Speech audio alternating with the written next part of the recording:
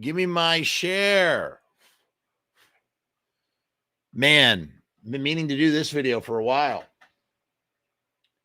And seeing as the world might end tomorrow, so therefore we gotta get everything done. Get everything working, twerking, firking. This live stream wasn't even working right. I just was like, screw it. Let's just go. Let's just do it. Let's go live. We'll see what happens. Hopefully everything goes according to plan. Doesn't always. What can you do, right? What can you do? Welcome to tonight's live stream. We're talking about Sublime. This is a fun game we've been playing with bands. I can't play it with every band because I feel like I need to intimately know the discography of said band in order for this game to really work, because you really got to talk about the records and the songs, and if you can't do that, then you can't do that. And Sublime happens to be one of those bands that I really feel good. I feel really good about talking about Sublime. Cousin Jody Ramone is here. How you doing? Thank you for the skulls. This one's long overdue, so we're going to do it. We're going to do a couple more of these in the near future. The near future. Well, let me just. Of course, this whole thing got messed up. What can you do? What can you do, as they say? As Tony Soprano says, what can you do? Actually, he doesn't say it like that. So the way the game works from Reddit, it's very simple. It's best, worst, and underrated. You got to pick one track from each release. In the case of Sublime is a weird situation because there's a whole bunch of their stuff that is essentially bootleg, right? It's like kind of, or was bootlegged, whatever you want to call it. So in order to really, make it work, we gotta finagle. We gotta include a couple of releases that maybe we wouldn't normally include, but it makes sense to do so because they only put out 3 records. That was it. That was all they officially put out. There are so many little trickles and trabs and trims. Those aren't words. There's so many other little kind of releases that came out, but in terms of official things, there's only 3 records. There's 40 Ounces of Freedom, there's Robbin the Hood, and there's the self-titled record, which was originally going to be called Killing It until Bradley died and they had to change the name. Cousin Jody says, hope you and the family had an awesome Halloween. Jeff Boyardee, that's right. Chef Boyardee. Thank you, Jody. We did. I hope you had a wonderful Halloween as well. And now it is November. Early November, it's Sam Hain season. That's how we roll. So we'll just kick right into it. So the way the game works. So here's the other thing too. I hate that that they use the word worst, because I feel like, there's some records that there isn't a bad track on them. It's just that one track has to go. So in this case, I want to think about it more like sequencing. What would I remove from the album sequence? Doesn't mean it's a bad track, but what would I remove? Because I really do love all of Sublime's output. Sure, there are songs that are tiresome, and you'll hear me talk about them briefly, but or tiresome, or just that things that maybe don't necessarily fit, but nevertheless could still belong on said record. Okay, so we're just gonna dive right in and do it. By the way, I just want to quickly say, tomorrow night, world premiere of Koyashi Gonzo, Blood Visions and Chaos Magic. This was a documentary I made over the last year. It's an incredibly personal thing. I mean, everything I do is personal. It's very gonzo. If you're familiar with the gonzo ideology, the gonzo journalistic ideology, what this is like, gonzo in its most pure form. If you like American movie, you might like this. This is kind of like a reimagining of American movie. And it's going to be premiering tomorrow night, November 5th at 6:30. So if you don't feel like watching election coverage, come and watch my documentary on YouTube instead. Okay.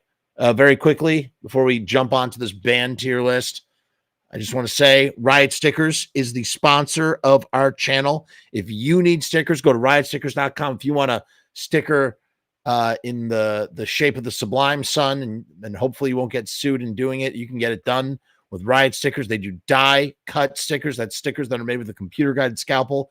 You can get 100 stickers for $33. You can get 200 stickers for $66, or you get 300 stickers for $99.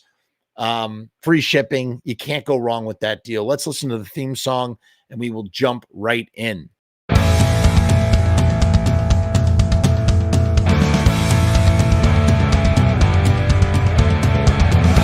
make stickers, banners, and buttons too, posters and promo cards. There's nothing we can't print for you. From stage backdrops to bass drum heads, we can print on shirts, we can print on hats, we can print on pants. Cheap prices and high quality, quick turnaround times and free shipping. We also offer free artwork support, great customer service, and so much more. RiotStickers.com, Riot Stickers, we are the bomb. RiotStickers.com, Riot Stickers, we are the bomb. RiotStickers.com, Riot Stickers, we are the bomb. RiotStickers.com, Riot Stickers, we are the bomb. And that is a promise. Okay, we're here now. We got the tier list open. Very first record, 40 Ounce of Freedom. Okay, 40 Ounce of Freedom is interesting because, first of all, this record is a feat to behold. It was recorded in a college recording studio, right? By Miguel, who was in the band The Ziggins at the time, and he was like, "Hey, let's record your band." So they'd sneak into the studio. Some of the tracks were done from like Michael Hapapult's recording project itself. There are some songs that, you know, they had 24 tracks and they have 2 songs living on the same tape, meaning that when you solo certain tracks on the piece of tape, you get one song, and when you solo the other tracks, you get a second song. So it was made on such a budget, such a shoestring, nothing budget, that they have songs living on the same reel. I believe Chico Mi Tipo is one of those, and Had a Dat. Both of those songs live on the same piece of tape. Crazy. It's in the liner notes for Secondhand Smoke. What else? What can I say about 40 Ounce? I mean, it's a cult masterpiece. It's a masterpiece. I mean, these guys sold 40,000 of these records independently, like self-distributed, you know, I mean, unbelievable. Talk about grassroots, you know, marketing and building a following. Sublime built themselves up from nothing. And they had various incarnations of songs on previous demo, I guess you'd call them demo tapes, right? And then eventually it all basically congealed into 40 Ounce of Freedom. Bud Gaugh left before the recording, so it's actually it's Field Marshal Goodman playing on most of those tracks. And Field Marshal Goodman is also a co-author on many of these tracks. A lot of people don't realize that. Much to, I don't think Bud likes that part of history, but it's the truth. So Bud plays on 4 or 5 songs on 40 Ounce of Freedom, and the rest is Miguel, and the rest is Field Marshal Goodman. What's interesting too is it's also a kitchen sink record, and what I mean by that is it's just packed to the gills, man. It's like 78 minutes of music, you know. I mean, it's such a dense record. It flows very well. The sequencing is, I guess, great, but it doesn't really feel much like a record as much as it is, hey, this is a collection of all of our songs on a playable disc. You know what I mean? And I guess if I had to say that if 40 Ounce of Freedom has any sin, it's that. And it's something that Sublime did on really all 3 of the records. There's not one of these records that feels like a really cohesive, singular, you know, singular sort of idea. Like, hey, this is a bunch of songs that we're creating for this record. It's more like, how, how much room is there? Okay, we're going to just pack it to the gills with tunes. And mind you, that's great value and whatnot. And I'm sure, myself included, everybody appreciates that. But, it's not, again, there's a beauty to the brevity of a record when a record is like 30 minutes long and it's really like kind of like, hey, these are the songs, this is my statement, this is what I want to say, and you get it out. Even if it's 45 minutes, even if it's an hour, as long as it feels sort of cohesive. This is not very cohesive, but that's okay. That's totally fine. That is absolutely fine. There's nothing wrong with that. I'm just saying that when you look, it's something to sort of consider. And for that reason, while I won't say that any of these are truly their worst songs, I would absolutely say that there are songs that they could leave off these records. And in the case of 40 Ounces of Freedom, I picked one. I really could have picked two for each one of these records. Maybe I will, since there's just not that many of them. So for the best song on 40 Ounces of Freedom, I picked DJs. And here's the thing, all of Sublime's songs are, half reimaginings of songs that existed beforehand. These weird sort of sonic tapestries that are building on something that already existed and sort of remixed. Remixed is the right kind of word, right? Like they just sort of, here, Winston Smith is actually talking about this right now. He says, it was always hard for me to cope with the amount of songs that lift from other bands. Winston, I don't think that's the right way to sort of phrase it. What they did, yes, they did that, but they sort of like, they really took these songs and, remixed them. That's the best word to use. They remixed them and they pretended like they were DJs, like literally like DJs. And that's why I pick DJs as a shining example of what Sublime really is all about, because it has a little bit of everything. It goes all over the place. It doesn't have their full range. It doesn't have their, actually, man, I really should include that shit. All right. So we're going to do 2 tracks. But it's like, it's an example of a song of like, oh, what is Sublime? This is Sublime, and, all of the DJs surely have taken a lesson. Stop talking trash or I'll come with my Smith & Wesson. And then boom, boom, the gunfire samples that goes into the song. It's just great, man.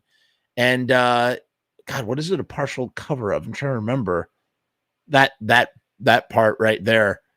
Stop you messing around. No, that's at the end. No, that's not that. Sorry, I'm like having like a giant mental gap here as I talk about this. It's beautiful.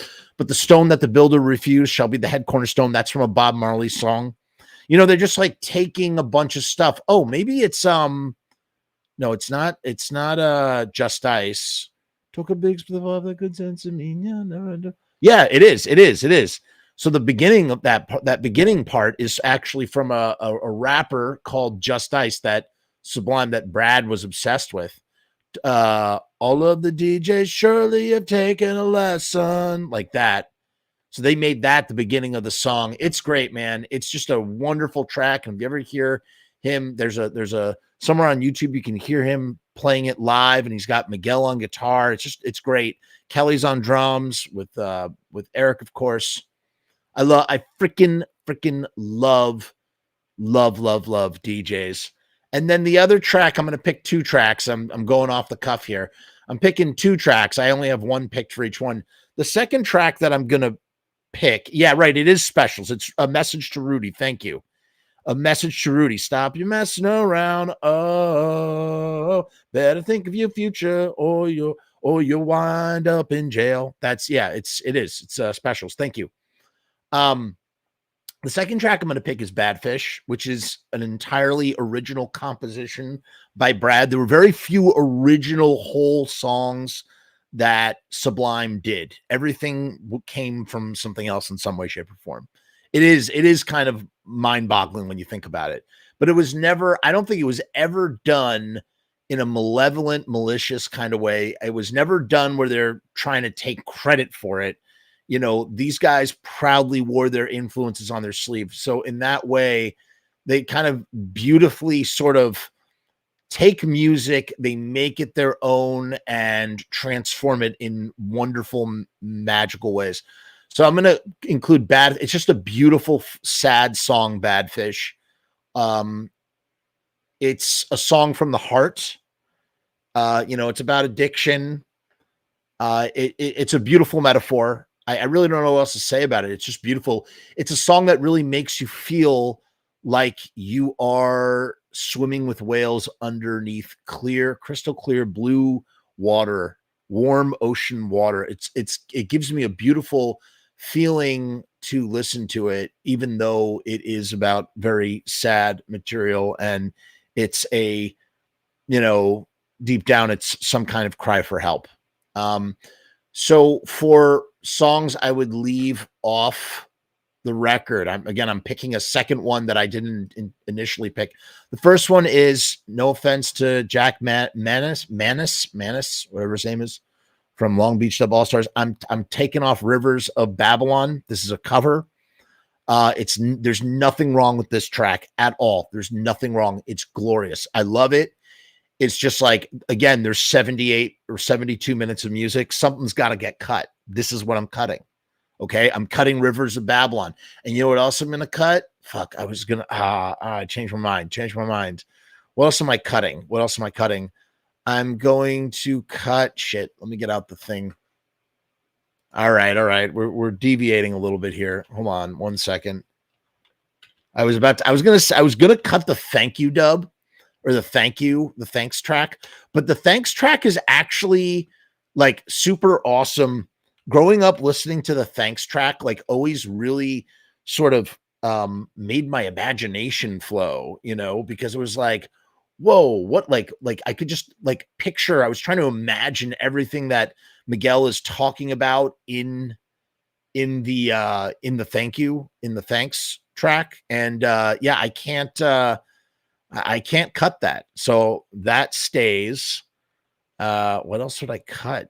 I mean, nothing. There's nothing else I would cut. I literally can't cut a single other track. There's not a single other track I would cut. Damn. That's insane. I guess I would cut thanks. It's 75 minutes, by the way. 75 minutes, 22 seconds. So I guess I would take off the last two tracks, which, by the way, the thanks alone is 5 minutes and 56 seconds. So you can get this sucker down to, 68 minutes of music instead of 75. Like that works. But oh my God, that's tough. Because there's not a single other track I could cut from here. I can't. There's nothing else to cut. Alex says Get Out is already cut. That's true. But that's actually brings me to my next track, because for my underrated picks, the first one I picked is the Get Out, the original Get Out that has the incredible freestyle by Miguel. Miguel gets in there and he's freestyling. Okay. And it just all got cut. It's an incredible song. The original version. I like the Secondhand Smoke version. It's fine, but the original Get Out on 40 Ounces of Freedom, super duper underrated. It's sort of a deep cut if you're, you have to realize that there's so many different levels of Sublime fans. And I'll be honest, don't hate me, Sublime fans, because I'm one too. So I find Sublime fans to be sometimes very insufferable. Not all of them, but some of them just really insufferable. Some of them are, just, frat rock kind of people, whatever. But, yeah, I don't know why I brought that up. And then for my other underrated track, what is the other underrated track I'm going to pick here? I gotta go. Oh, geez. What? I mean, I don't know. I'm going to go with New Song. It's just a great track. I don't know what else to say about it. It's really, really awesome. Payback's a motherfucking bitch. You know, it's just, there's just something about the, I think New Song is an original track as well. You know, I bid that line from Flavor Flav. It's really good, but all the DJs do it. All the DJs use it. Da-na-da-da-na-na-na-da-na-na-na-na. And, you know, that's him literally is just explaining, like, this is what we do. The DJ, that's what the being the DJ is all about. You sample stuff, right? You sample stuff and you just remix it and you make it your own. And that's kind of what New Song, I guess, is talking about a little bit there. So I'm going to put that as my other underrated track. And that is all I have to say about, oh, well, I could say a lot more about 40 Ounces of Freedom, but that's what we're saying about 40 Ounces of Freedom. So we got to move on. All right. Robbin the Hood. I had Reed and Eddie. These guys are like, you know, big Sublime fans out in Long Beach, and they know a bunch of those guys and a bunch of those circles and whatnot. Really awesome guys. I've had them on the channel. I've had Reed on twice, I think, and Eddie on once. And we talked for 2 hours about Robbin the Hood. So if you really like Robbin the Hood, we just talked ad nauseum about this record, which really isn't, it's not, I mean, it's an album, but it's more of it's also kind of a mixtape, you know, it's sort of like a mixtape. And it's a slice of life of the gutter life in on the West Coast, I would say. And it is very it's an acquired taste that, man, once you have a taste for it, when you understand Robbin the Hood, you know, the real people who really truly love Sublime love Robbin the Hood.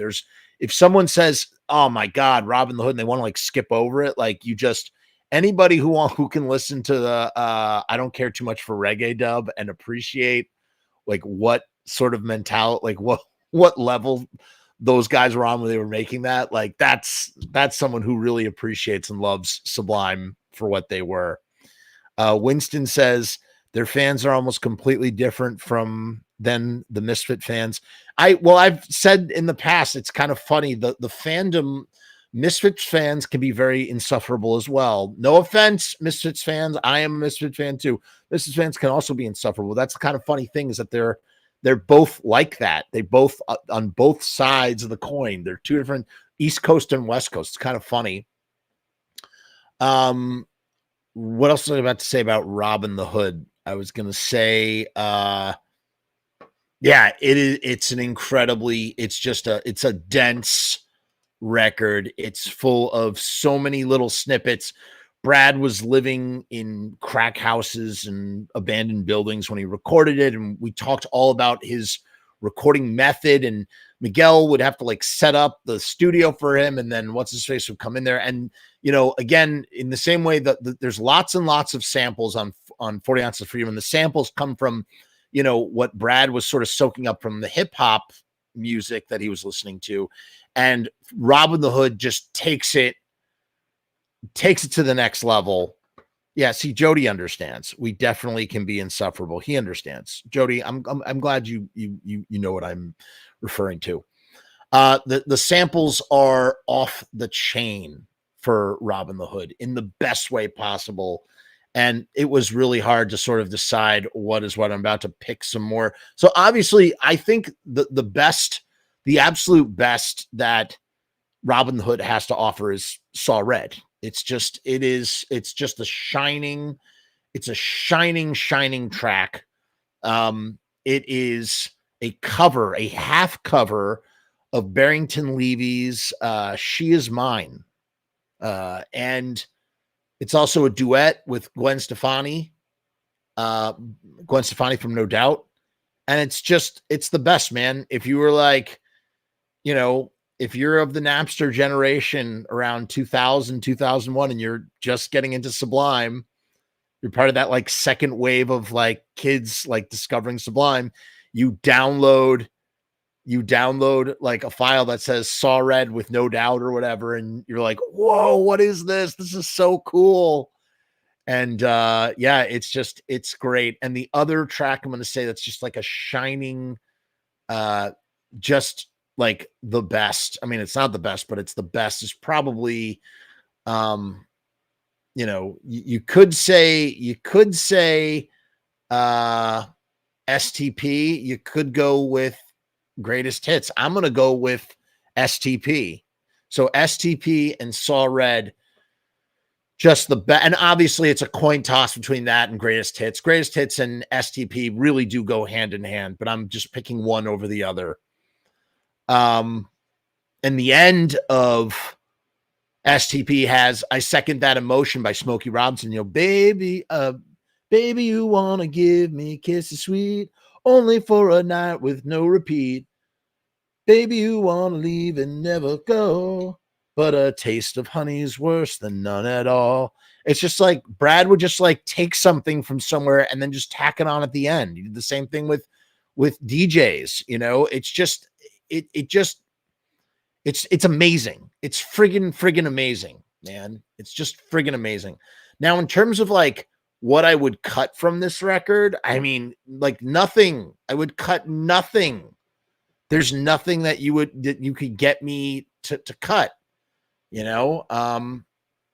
Also, one other thing I want to say about STP that's so great, when he like kicks it into high gear, you know, God, how does it go? He kicks it into high gear. Hard to do, playing with the guzzle book. I'm even learning how to cook speed. Have you seen my warm baby? Someone said she stole my Freddy. And if she made up with my last clean rig, if she made up with my last clean rig, I'm gonna kill that fucking bitch because out of my secret pad, because I know you're talking about made it hard to live because I don't want nobody to come out, nobody down. My secret pad is now the hottest spot in town because make it nice and easy. Don't want no sheriff breaking down the door to raid me. Something like that. It's just awesome, man. You don't even like, he speaks so quickly. He just flows. It's fucking great. It's fucking great. All right. Sorry. Moving on. So this might get me in a little hot water. I picked the slow version of Pool Shark as something I would cut. Why? Because you have the faster original Pool Shark, and it's just fucking awesome. It's just awesome, man. There's nothing. It's just the perfect 57 seconds, man. Like, it's just great. So I don't hate the acoustic Pool Shark, but it just feels a little bit whiny. The thing about the original Pool Shark is that it's full of anger and frustration, and Pool Shark acoustic feels a little bit whinier. It's the same sentiment and obviously very sad, tragic song, but there's just something to like the rage of the original Pool Shark that just, it really, I feel like it works better for the song. Another Bradley original, right? And then if I'm going to, like I said, I'm picking two. Now, here's the only reason why I'm picking this. No, I'm not picking the Raleigh soliloquies, and especially because the final one has a secret version of Don't Push, the original version from Jah Won't Pay the Bills, as well as an untitled dub and a Mudhoney cover called The Farther I Go, which would eventually come out on the War on the Boulevard bootleg from the Sublime archive. Anybody knows the Sublime archive, you know what's up. No, what I'm going to cut, unfortunately, is I don't care too much for reggae dub, and I'm literally doing it right off the top of my head. I have listened to that track hundreds of times. I know it like the back of my hand. I love it to death. I'm cutting it for time. That's why I'm cutting it. I'm not cutting it because it's a bad song. It's a time thing, because the record is an hour. It's an hour long, you know. It's kind of amazing when you think about how much music is packed onto these three records, right? It really is. It's really incredible. And then my third for the underrated songs, I have two. So what I put initially is the Cisco Kid, man, which is another track that I feel like if you're not a diehard fan, you're skipping this track. But if you're all about Sublime, if you grew up on the Cisco Kid, not the TV show, on this track, and you have those samples just like burned into your brain. And it's got the piano from the piano loop from When the Music's Over by the Doors. It's just fucking great. And then Brad's doing a freestyle. It's just, it shows you the raw, unfiltered, unfettered, creativity of Sublime, without any kind of, like, when they went in to make 4 Ounces of Freedom, they were trying to make a record. When they went in to do Self-Titled, they're trying to make a major commercial record. When they're doing Robbin the Hood, it's just like, we want to put something out and we're just trying to be as unique and interesting and weird as possible. So that's why I just have a lot of respect for the Cisco Kid. It's just fucking great. And now in 94, we got an STB, a half pack of stuff. It's great, man. And then it goes into the samples from the show, the Cisco Kid. I love it. I love it. I love it.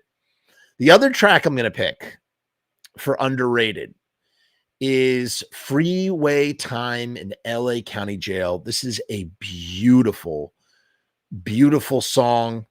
It contains lyrics from like this Hawaiian sort of track, or I don't know. I pay te te te for you that's from that's like some Hawaiian stuff. I don't know, some Hawaiian language. And it's from an old movie. Oh no, shit. I'm thinking of Lincoln Highway Dub.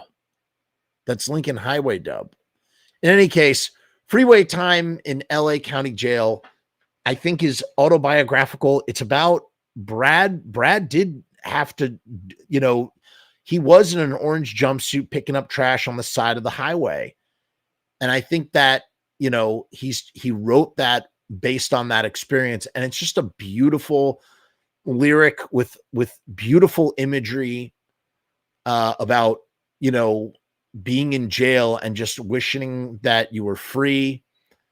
And, I imagine him, I imagine just sitting by the rocks, by the water, by the ocean, and mermaids swimming up to you as you cast your net out.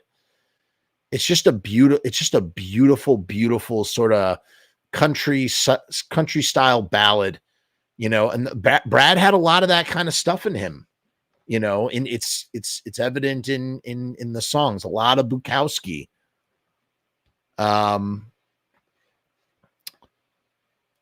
Eric says STP is my jam. That song rips.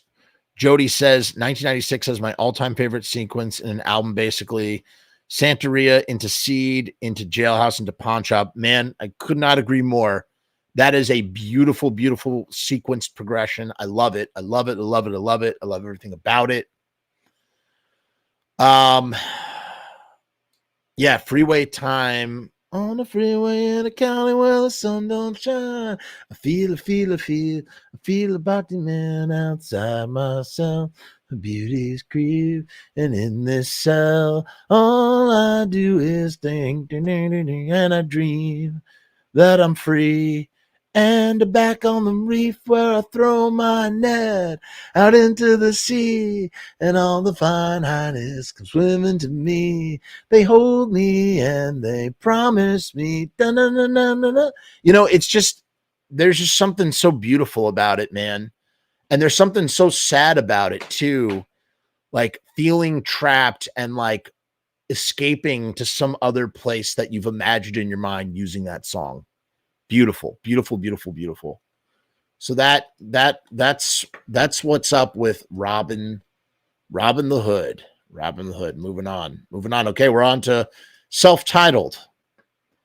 So obviously at the top here, the best of the best, you got Santeria. I mean, Santeria might be the finest. I mean, it's hard to pick one song to define Sublime. It might be Santeria. It's a personal favorite of mine. It is such a beautiful, again, just no other way to describe it. Beautiful, beautiful song. I hate that it's as homogenized as it is. That's a definitely a word to use when talking about Sublime, because they broke into the mainstream.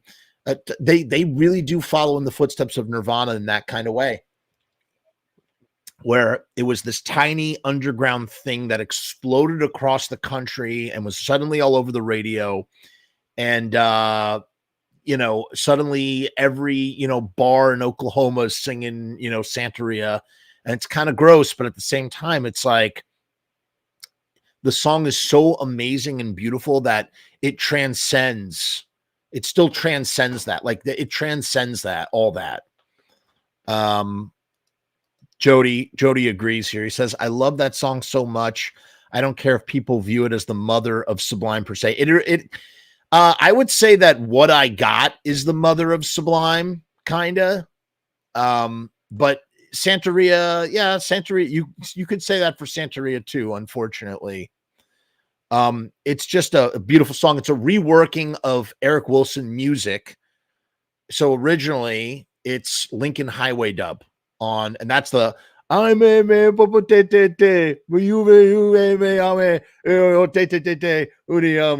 that thing, and then you have Raleigh saying like one time or another on the Lincoln Highway, and then it goes into the music, and it's just beautiful, haunting, sad, emotional music.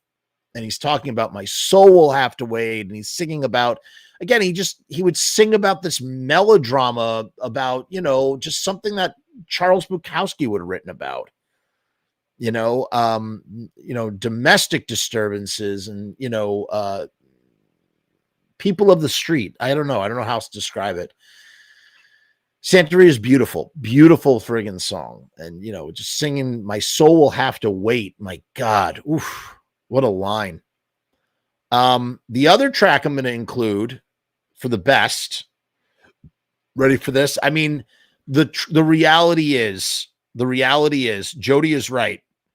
Santeria into Seed, into Jailhouse, into Pawn Shop. That is just like the perfect progression on that record, but I can't pick all those songs. So I'm going to have to go with Seed. The reason why I'm picking Seed is because Seed, first of all, Seed is just a banger. It's just a fucking banger. Okay. But the reason why I pick Seed more than anything is because it really shows you the mechanics of how interconnected the three styles of music that Sublime played connected with one another. So Seed has these different progressions. It goes from punk rock to right into ska, right back into punk rock again. And, I was going to say, and it kind of does like a reggae thing too. Yeah. It goes from punk rock to ska to reggae. It's doing the uptick thing. And it just sort of, it sort of triangulates between these three sort of progressions or styles or tempos or whatever. And, he's singing about Seed. What do you think Seed is? He's singing about some deep shit. Janie in the song, I think, is referring to his stepmom. Janie always said I was a mess. I'm sorry about that mess. I made her bleed. Just really intense emotional track. And then it goes right into fucking Jailhouse. And that, is really fucking great. Really, really great. But, yeah, dude, Seed. I mean, I don't know what else to say about it. It's one of the, much like DJs, it's like, you're going to make me pick that song that represents Sublime as a whole. It's friggin' Seed. Seed just perfectly represents them. It starts off with this drum roll, goes right into this really heavy, punk rock thing. And then he's like, hey, now check this out. Now it goes right into the ska of it, and then it picks up again. Just freaking love it.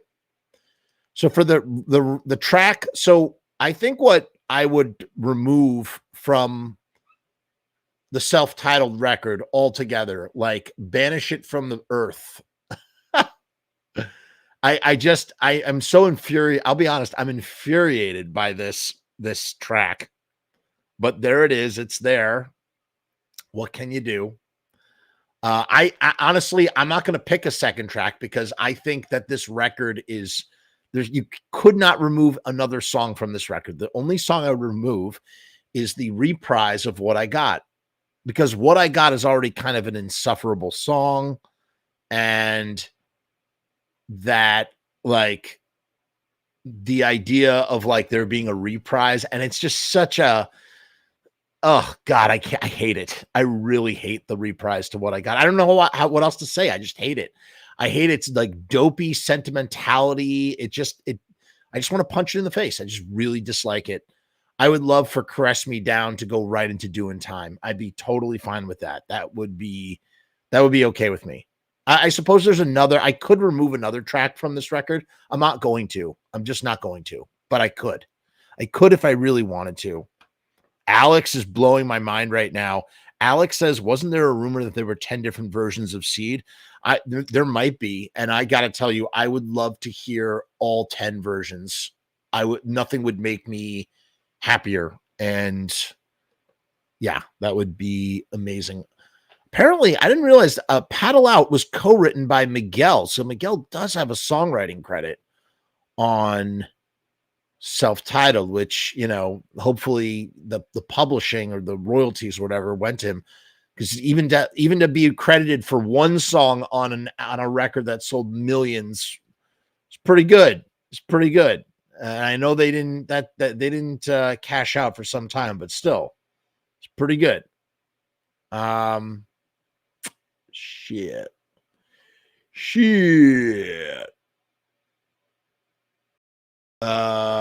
Sorry. Yeah, Jody, same. I would love to hear like one alternate version of Seed. I'm sure they're probably just different mixes. Who knows? So for my underrated, I went with Jailhouse, man. Jailhouse again. There's something very romantic about Jailhouse. Jailhouse is another Bob Marley song. It's a partial cover. It's beautiful. It's almost like a prophecy in a weird way. I can't explain why. I can't fight against the youth because we're strong. Demerud. He goes, I don't know what he's saying. He's saying, what has been sold to the wise and the wicked, yeah, unto babes and Sublime. I love it, man. I love everything about it. There's a beautiful rhythm guitar track on there. If you listen really quiet, don't have any distractions, you can really hear all the instrumentation on it. It's so beautiful. I love Jailhouse so much. I wish Jailhouse went on for 15 minutes. It only goes on for 5, but I could listen to it for 15 minutes. Suppose you could just loop it, and that brings you right into Pawn Shop, which is great as well. I don't know. There's something optimistic to me about Jailhouse. I listen to Jailhouse and it makes me feel optimism for the future. And I don't know about today, but when I was 16 listening to the song, that's how I felt this album it's like, you know, it's the history of my teenage years, you know, like it's part of my storybook. I can't explain it. So it means a lot to me. It means a lot to me in that kind of way. So Jailhouse is my underrated. That would be my underrated song. And I'm going to pick one more just cause, and I have to go with Under My Voodoo, which is a line originally from The Work That We Do, certain versions of The Work That We Do. And it's just Jimi Hendrix. Like, I always wondered, what does Under My Voodoo mean? And I guess it means it's under my spell, my trance, my something. You don't even know what the hell he's talking about in Under My Voodoo. It's something related to drugs. I love Bud Gaugh's drum fills in that. And I love Brad's guitar solo, assuming that it's him playing that guitar solo. It might not be. That might actually be Miguel. I don't know that is definitively Brad. I want to believe it is. If it is, that is just like the, you know, really sort of shows you what he could do in the studio with just making a tasty fucking solo. You know, I always thought that solo was great. There's nothing particularly special about it, but it's just great. So I'm picking Under My Voodoo for that. Complete Fade Data says completely agree. Jailhouse is a banger. QWERTY says the line 89 Vision features in a few songs. Well, there's 89 Vision. Oh, we got the 89 Vision. Who knows? And is it because which you can hear on some of the bootleg albums that came out. We'll talk about those in just a moment. Eventually it would come out on Everything Under the Sun, but that is the sanitized truncated version, because the real version talks about, sucking on buttholes and anuses. It's great. He licks upon my anus like a dirty hog. He sucks up on my butthole like a motherfucking drink. No. Oh, it's so good. She likes to suck ass, your girlfriend. Oh, she likes to suck ass, cause the 89. That's Sublime, man. That is like Sublime. Like, obviously, like, it's all Sublime, but that's like, oh, you should see what your young daughter do. She pulls apart my cheeks like a like a Fu Manchu. She licks upon my anus like a dirty. She licks upon my anus like a dirty hog. She sucks up on my butthole. Oh, it's so fucking great, man. It's so great. I love the 89 Vision. We'll talk about that in a minute. Alex says, do you think the song Wrong Way could ever be made and put on an album by a well-known band in today's climate? Sure. I do. I don't think that would be a problem. I know what the song is about. I don't think it would be a problem. I thought it was about Vision Streetwear. It might be, Jody. It might be. 89 Vision might be about it. Oh my God, you were born in 93. So you were the same age as Robbin the Hood. You are 31 years old. God, where the fuck does the time go? 31-year-olds were born in 1993. That is blowing my mind right now. All right, let's move on. We can't be here forever. Okay, so that I did include, normally we don't do compilations. I'm making an exception here because Sublime's discography is so short. Secondhand Smoke. Okay. I did include Secondhand Smoke. It is technically a compilation. So after Brad died, the band owed the label some albums. What's a band to do when their band doesn't exist anymore? Their lead singer's gone and they owe records and they owe millions of dollars. They got to pay off the label. Labels, they owe like $1 million. They spent $500,000 on Brad's rehab. I mean, it's just insane. It's insane. So they put out more records, and the first of those was Secondhand Smoke, which is the closest thing at the time. It was like, oh, let's scrape the bottom of the barrel. We had no idea the vast treasure trove, hours and hours and hours of music, and still we've only barely scratched the surface of what exists in the archive of Miguel. Miguel has just endless things, endless things. And I'm sure endless versions of, so I'm surprised that they haven't put out more alternative mixes of these records, and maybe they will in the future. So for the best of the record, I put, of course, Doin Time, Uptown Dub.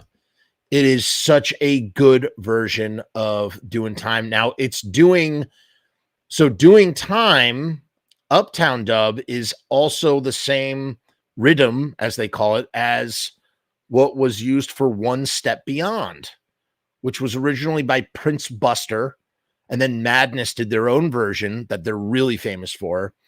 And then somebody had the great idea to do Uptown Dub version of Doin Time. Let's put down let's throw that in the mix. Let's throw down that One Step Beyond, or just the rhythm of it. And it's fucking amazing. God damn it. I love Doing Time Uptown mix. I need to add one other one with, and what, it's just a great way to, it's funny how how self-titled closes with Doing Time, and this one opens with Doing Time, and the One Step Beyond rhythm changes the whole feeling of the song entirely in the best way possible.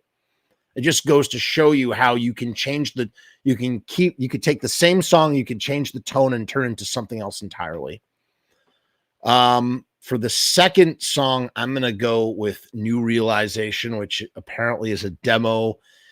This is the bright-eyed, bushy-tailed, pre-heroin Bradley Nowell is best represented on New Realization, Romeo, Slow Ride, and Roots of Creation, which never came out until Everything Under the Sun. And it's just, it's kind of a different band. It's a different band entirely. And these tracks are written by Sublime, Brad and Sublime. They're not really taken from anywhere else. I love New Realization. Just a great friggin' track. Really.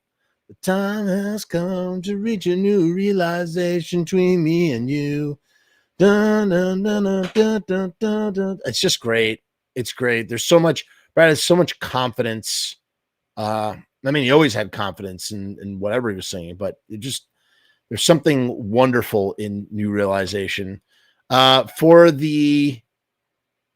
something I would cut, I picked Doin Time Eerie Splendor remix. There's a million remixes of Doin Time. I couldn't differentiate between any of them. Like, whatever, I love Doin Time. Don't get me wrong. It's freaking great. There's a bootleg record that is just Doin Time remixes. There's like 12 of them. One of them has Snoop Dogg on it. 3, 2, 1, 1, 2, 3. We're all qualified to represent the LBC. It's great. I don't know. And I'm going to pick, I'm going to pick, I'm going to pick like Badfish. That's right. I'm going to pick Badfish. Why? Because it's just it's a reheated version of Badfish from 40 Ounce to Freedom. It's on Secondhand Smoke for no other reason than to be filler. And so because it's filler, I'm cutting it. Secondhand Smoke should really only represent versions of songs or outtakes or things that we haven't heard yet. You could have put Roots of Creation on there. There's so many things you could have put on. Like, thank goodness they put on a remix of Get Out. That makes me really happy. And I love that remix of Get Out too. I mean, that's the one I grew up on. I didn't hear the original 40 ounce version until much later. And for my underrated pick, I'm going with Romeo. Rock the reggae music because it sounds so fine. Right when I was retired, in my arms you are mine, but in the morning when I wake up and I still feel the same, I know something's going on and I know who's to blame. Every time I tell you I'm the real Romeo, it fills my heart and soul with heavy pain and sorrow. So listen to my rhyme, because So listen to my rhyme, because this is how it goes. In a tight mini shirt and a short mini skirt, it feels so wrong, it feels so right. The more I think about it, the time of the best. Told you many times gonna last. Want the kind of woman who could make me feel right, not sloppy drunk sex on a Saturday night. It's just great, man. A great friggin' track, Romeo. I wish there was more of this Sublime out there. I wish there were more of these songs. I love the way it opens too. Sometimes I think you hate me. Hang up the phone. I feel like listening to it right now. I love Romeo. Love Romeo. And for the other one, I guess the other underrated track, I can put Slow Ride. But really, Slow Ride, New Realization, Romeo, just all great songs. All great songs. Okay, we're now gonna do something weird. We're gonna go into some of the bootlegs. So Sublime. It's my understanding, and Reed, I don't know if Reed should ever see this, or Reed would know. Reed is the expert, or Eddie. These are the real Sublime scholars that know this stuff more than me. It's my understanding that the band signed with Gasoline Alley in 94 or 95, I believe. And they knew that they were going to have to turn, all their stuff was going to get picked up. And for whatever reason, either as like just as like kind of like a fuck you or something, they decided to release. They purposely bootlegged their own records. That's my understanding. Someone correct me if I'm wrong. Could be wrong. Pure Anus, Psychosemantic Police, and Sensimilla 86 to 96 were all put out by Sublime, like under the table, sort of like, let's get this stuff out of here before we go in to record our debut record, our self-titled record, which was going to be called Doin Time, which wasn't even going to be self-titled. So the first of those is Pure Anus. And, you know, these things are just, they are drips and drabs. You know, it's funny. I think Sensimilla was actually, I think Psychosemantic Police and Pure Anus come from the band. I think Sensimilla is a posthumous compilation put out by a fan. What's interesting about Sensimilla is that it has Fighting Blindly, which is a pre-Sublime song. It always gets categorized as a Sublime song because eventually it got turned into Burritos. But it started off as like one of the earliest known demos of Brad, and it was called Fighting Blindly. It had a drum machine on it. This is kind of interesting. For Pure Anus, I put friggin' 89 Vision, baby. We already talked about why 89 Vision was a revelation when I first started. I was like, holy shit. When I finally got my hands on this stuff in around 2002, you know, by that point, I was really into Sublime.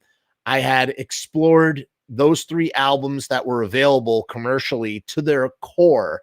And I was like, all right. And I had found live tracks and stuff, but I wanted more. And then when I heard that there was just a ton, I mean, there was just so much. And like, there was no like context, like, what is this? Why is this? I'm going to kind of talk about all 3 of these at the same time, because why not? I couldn't tell you what the history is of Pure Anus or Psychosemantic Police, apart from what I'm saying. Psychosemantic Police is taken literally, that's one of Raleigh's lines, and there's more excerpts of the 30-minute Raleigh tape. Pure Anus just has, again, like studio outtake stuff, just a bunch of stuff. And again, same thing with Sensimilla. So things that nothing that I picked for the songs that should be cut really deserve to be cut, because again, they're just like bootleg records. They don't really count. The best that the records have to offer, I already talked about 89 Vision. What I didn't talk about was on Psychosemantic Police, you have Saw Red Bandolero version. Why is it called the Bandolero version? Because, and this doesn't have Gwen Stefani on it, the band is raw in some sort of studio setting. Maybe they're in Brett Gurwitz's Epitaph studio during the Robbin the Hood sessions. The Robbin the Hood was anchored by 7 tracks that were, I think, or maybe it was less. It was All You Need. It was STP. It was Greatest Hits. It was, what else? They had some studio time. They went in there. They recorded a bunch of songs. So maybe that's where Saw Red Bandolero, well, Saw Red was one of them too. Maybe that's where Saw Red Bandolero comes from. But the reason why it's called Saw Red Bandolero is because at the end he goes, dun, dun, dun, on the Cerro, make way for the Bandolero. And it's just his like vocal prowess on this track. Like, I can't even begin. If you've never listened to Saw Red, the Bandolero version, you have to check it out, man. This is the raw, pure, unfiltered talent of Bradley Nowell as a frontman. This is what the magic of Bradley Nowell was. And it's a magic that his son has. His son has this magic, okay? His son can do this too. He inherited it from his father, and it's personified on Saw Red Bandolero. I don't know what else to say. I'm sort of going out of order here. I put Doin Time, the hip hop dub for the for Pure Anus for tracks I would cut. Why? Because I mean, how many fucking I wish we had more versions of Seed than we did Doin Time. How about that? And for underrated for Pure Anus, I put I Love My Dog, which is just such a wonderful reimagined cover of I Love I Job by the Bad Brains. Sublime covered a bunch of Bad Brains songs. As you know, they were the backing band for HR when he put out that album Rasta, or no, it was called Charge. He put out Charge in 1990. and Sublime was his backing band, and they were huge. They revered the Bad Brains. So they did a cover. They did Leaving Babylon live. They also covered, House of Suffering a bunch. I don't believe they ever covered Attitude, but you would imagine that they would. But they loved covering House of Suffering. Maybe they did Band in DC once or twice. I don't know, but they definitely, man, I love my dog was I love a jar, and I love, and then they turn into I love my dog. And it's just a wonderful, wonderful reworking, a love letter to Louis. For Psychosemantic Police, I picked, this was a radio excerpt. So this is what's interesting. Maybe this also came out after, maybe Pure Anus is the only one that was put out by the band, because this has Del Noah and the Mount Erat Finks. And I believe that was a band that Eric had after Brad died. So, and it's them. They did a song called Chicken. Eric played the stand-up bass for that. And I don't know. I would just cut that because it's just, I don't know. I feel like it doesn't belong.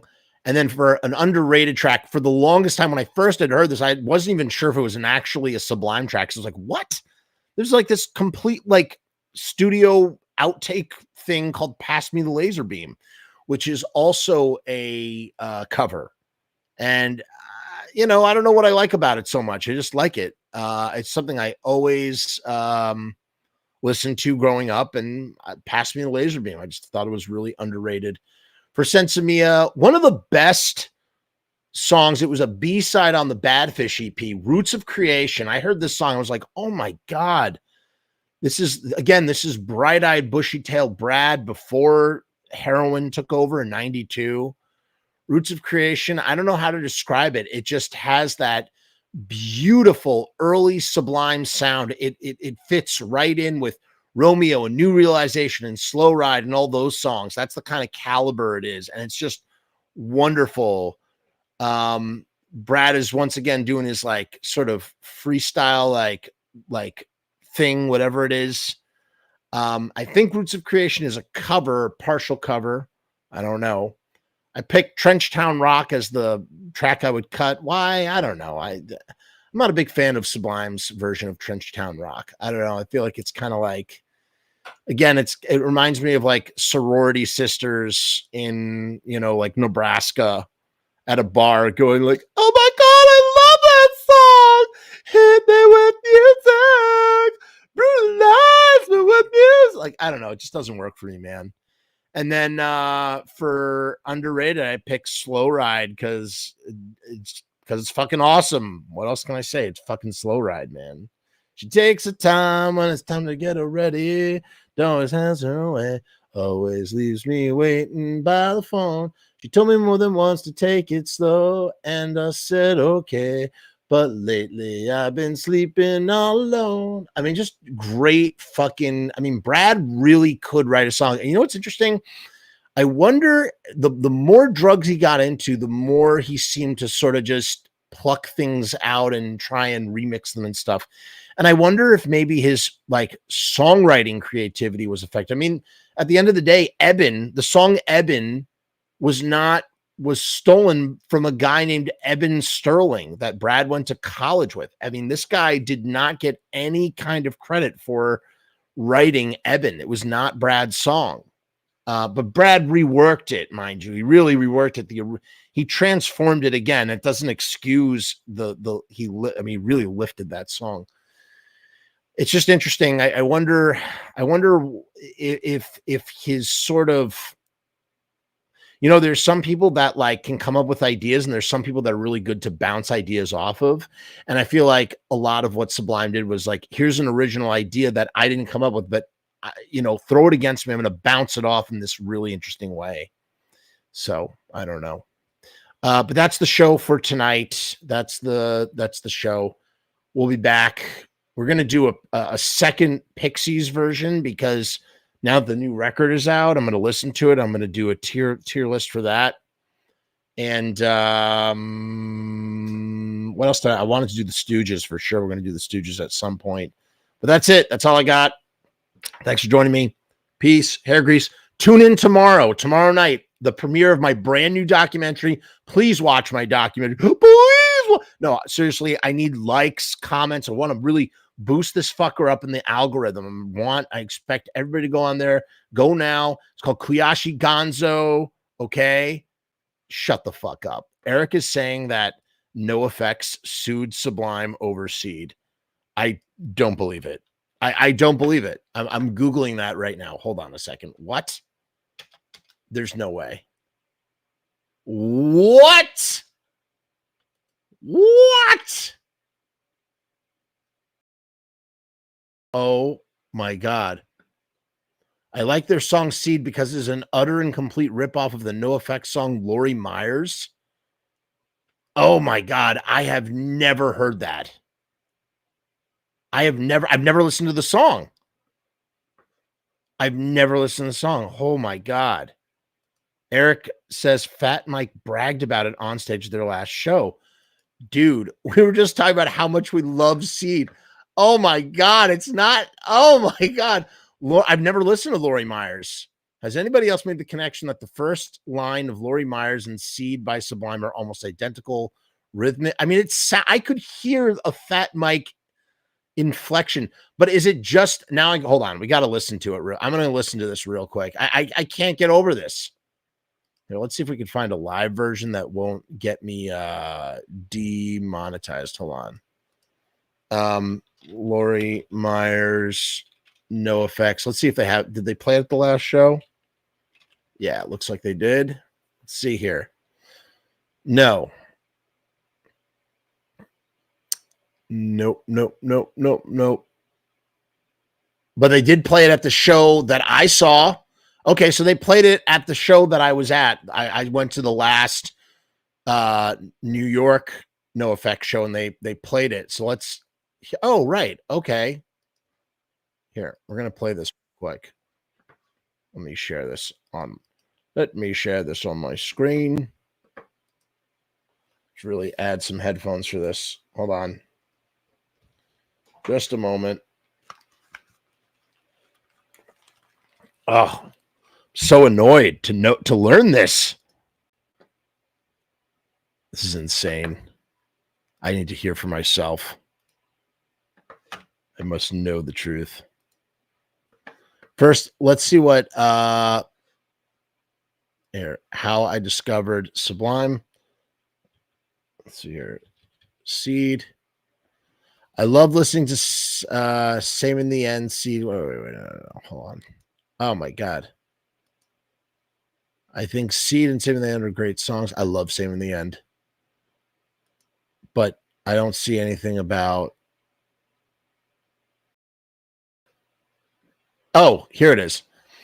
How I Discovered Sublime by Fat Mike of NoFX. I first saw Sublime at Club Common in San Francisco, California in the early 90s. After I got 40 Ounce to Freedom, I loved it. Never heard anything like it before. I like their song Seed because it is an utter and complete ripoff of the NoFX song Lori Myers. Miguel even told me that they ripped it off. I met Bradley a few times. He's always kind of unfriendly, unlike Bud and Eric, who were always super cool. In short, I was a big fan mostly because they were the band that would get me more wasted than everybody else and could sometimes make magic on stage and sometimes were a total disaster. Perfect. Now, but he doesn't mention anything about suing them for that. All right, let's listen. Let's listen to this right here. Eric, you're blowing my mind right now. He says, the story goes, Mike asked for 20%. Sublime's management said, go F yourself. So Mike and his lawyer said, okay, then 40%. Oh my God. Oh my God. That's insane. That's absolutely insane. I'm speechless right now. Let's listen to it and see.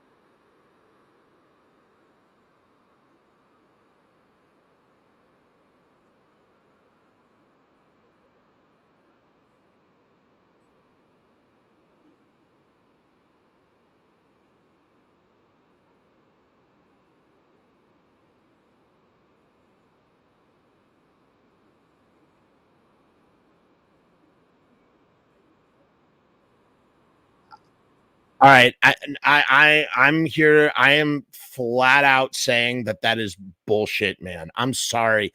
Yes, obviously Sublime did their Sublime thing, okay? They did their Sublime thing. They like took a little, I mean, obviously they fucking were inspired by the song, but to demand 20%, Fat Mike was way off, dude. I'm sorry. He doesn't, no way. No fucking way, bro. That's hilarious. It doesn't, I mean, the beginning, it's a little bit. It's not like, it's not blatant. I'll tell you this. It's not like what Led Zeppelin did with Dazed and Confused, right? It's similar. It's a starting place for Seed, clearly. It would be criminal to not say, hey, Seed was inspired by Lori Myers, but to flat out say, oh, this song is so similar to our song, we should be entitled to 20% is ridiculous. I don't think, I think it's crazy. Eric says, I think it's an overreach too, but he claims he won. I don't know, man. I'm gonna have to look more into that. I can't believe that. Listen to Get Out by Sublime. The original version is a good deep cut. I love the original version. We were talking about that earlier. I just want to see if there's anything else here about this. No. I mean, that's crazy, man. Here, somebody wrote, did Sublime copy To No Effects? There are two Sublime songs that sound similar to this person's not their Santeria and Linoleum. Come on, man. Come on. Seed and Lori Myers. Okay, so someone here says Fat Mike won the lawsuit for Seed. I don't remember which night of the final shows it was, but he told the crowd, night 2. All right, we got to find night 2. Oh my God. It's insane. That's insane. I would give anything to friggin' read that lawsuit. I need to find that lawsuit. I know just the person, Joe Vasta, paging Joe Vasta, Jeeves. He's on tour right now with a band. When he gets back, I want him to bring me that friggin' legal document. I'm sure he has it. My God. They were supposed to do a cover of Lori Myers, but Brad didn't know the words, so he wrote Seed. Santeria sounds nothing like, is that, so there you go. So that's what someone claims. Do people think Mike's serious when he says Sublime or Green Day stole their songs? I always took that as a joke. There's only so many chord progressions that work. Yeah, I can't imagine that he really sued. That's insane. That's insane. No friggin' way, man. Seed was definitely stolen. Santeria chords are nearly the same, but the chord progressions are pretty much fair game, right? I do not hear Linoleum and Santeria being the same at all. Sorry. I don't have the time or the bandwidth to look for it now, Eric, but you better believe we're going to talk about that at some point. Oh, man, that is getting its own video. If I can find it, it's getting its own friggin' video. All right, guys. Eric, that was a great last factoid. Thank you for throwing that in there. Okay, now I'm really going. So peace, everybody. Hair grease. We'll see you next time. Goodbye.